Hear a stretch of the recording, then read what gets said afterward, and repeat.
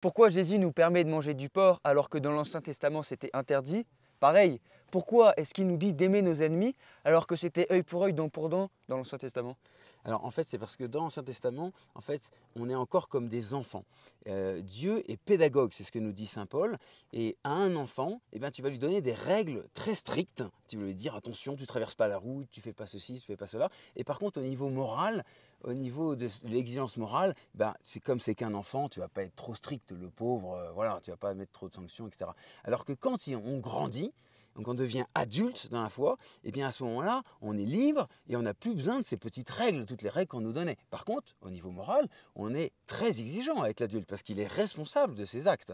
Donc Dieu, il nous libère en Jésus-Christ et donc toutes les prescriptions juridiques de la loi de Moïse, eh bien, du coup, sont rendues caduques parce qu'on est passé de l'état d'enfance à l'état d'adulte vraiment dans la foi. Et puis, au contraire, parce qu'on est adulte, on est beaucoup plus responsable. Et au lieu de nous dire simplement des règles des œil pour œil, dent pour dent, Jésus nous va plus loin en disant va jusqu'à aimer ton ennemi. Si on te frappe sur la joue droite, tends l'autre joue, etc.